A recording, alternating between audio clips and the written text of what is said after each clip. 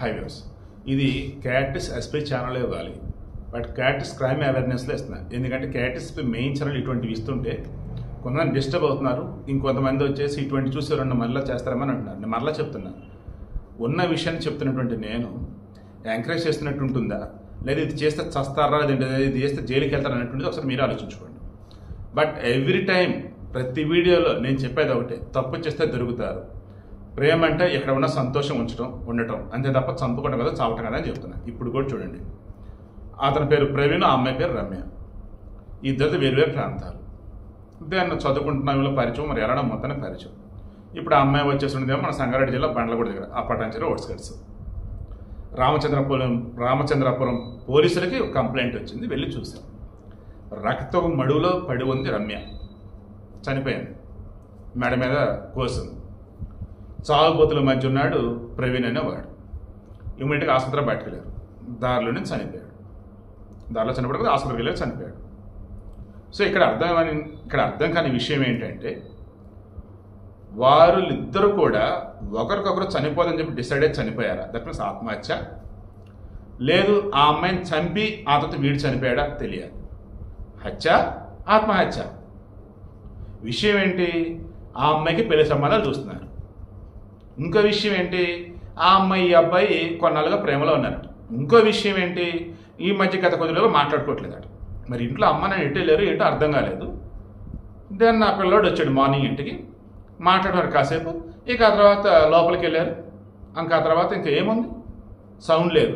తీరా వాళ్ళ అమ్మలో చూసేసరికి రక్తం మడులో పడి ఉండి వాళ్ళ కూతురు చనిపోయింది. ఆ పక్కనే రక్తం మడులో పడి ఉండి అబ్బాయి ఉన్నాడు. దెబ్బకి బెంబెలెత్తిపోతే పోలీసులకు ఫోన్ చేస్తే వచ్చారు. ఇప్పటికీ ఈ విషయం తెలియదు. ఏంటి, ఇద్దరు ఒకరికొకరు చంపుకున్నారా, లేదు చనిపోదాం నువ్వేనా మెడకొచ్చి చంపేసి అతను నువ్వు కూడా చచ్చిపోని చెప్పేసి ఆ అమ్మాయి చెప్పిందా, లేదు నాకు దక్కన నువ్వు ఇంకెవరికి దక్కకూడదని చెప్పేసి ఆ అబ్బాయి అమ్మాయిని చంపేశాడా, ఆ తర్వాత నువ్వు లేని నేను లేనని చెప్పేసి, లేదా తన ప్రియులని చంపేసి ఇక తనకి బతకడానికి చెప్పేసి అలా పిల్లడు చచ్చిపోయాడా? ఏంద్రీ దరిద్రాలు. తప్పుగా అనుకోవద్దు. ఇప్పుడు ఒక మాట చెప్తాను సీరియస్గా. రీసెంట్ టైమ్స్లో ఈ లవ్ రిలేటెడ్ కానీ పరువు హత్య రిలేటెడ్ మొత్తం మీరు తీసుకోండి. ఎస్సీ, ఎస్టీ, ఓసీ, బీసీ ఈ కులాలు కూడా నేను తీసుకురాను. మీరు క్రాస్ చెక్ చేస్తే అన్నీ కూడా ఇన్క్లూడింగ్ ఇల్లీగల్, ఎక్స్ట్రా మ్యారిటల్, భర్తను చంపటం, భార్యను చంపటం, ఇలా అన్నీ మీరు తీసుకోండి. పిల్లల్ని తల్లిదండ్రులు చంపటం, తల్లిదండ్రుల పిల్లల్ని చంపటం, ఇలా ఒకరినొకరు పిల్లలు చంపుకోవడం అన్నీ మీరు తీసుకోండి. అయితే మిడిల్ క్లాస్ వాళ్ళు అంటున్నారు, లేదా లోయర్ మిడిల్ క్లాసు, లేదా బాగా పూర్ పీపుల్, లేదా పర్లేదు కొంచెం అన్నట్టుగా మిడిల్ క్లాసు, లేదు అంటే లోయర్ మిడిల్ క్లాస్, పేద కాదు మిడిల్ క్లాస్ కాదు, లోయర్ మిడిల్ క్లాస్. దెన్ ఇంకొకరు బాగా పేదవాళ్ళు, దెన్ మిడిల్ క్లాస్ వాళ్ళు. ఈ 3 కేటగిరీలో ఉంటున్నారు. వాళ్ళు కులం ఏదైనా, మతం ఏదైనా, ప్రాంతం ఏదైనా. దీన్ని బట్టి మీకు అర్థమైంది ఏంటి, ఫైనాన్స్ స్టేటస్ బాగున్నప్పుడు మంచిగా చదివిస్తున్నారు, మంచిగా బతుకుతూ ఉన్నారు. ఫైనాన్స్ స్టేటస్ కొంచెం అటు ఇటుగా ఉన్నప్పుడు పిల్లలు చెడిపోవడమా, పెద్దలు చెడిపోవడమా, ఇక పనికి మళ్ళీ స్నేహాలు మొత్తానికి వచ్చేసి కంపు అయిపోతూ ఉంది. అందుకే అనేది, బాగా చదువుకుంటే మంచి ఉద్యోగాలు వస్తాయి. మనం అన్నది ఈరోజు గొప్పగా ఉన్నామంటే రేపటి రోజు మన పిల్లలు గొప్పగా ఉంటారు. అన్నిటికీ మించి మనం డబ్బు సంపాదిస్తున్నది పిల్లల భవిష్యత్తు కోసం అనుకుంటున్న వాళ్ళు ఎవరైతే ఉన్నారో అసలు ఆ పిల్లలు ఏం చేస్తారంటే ముందు అది చూడండి. ఓకేనా?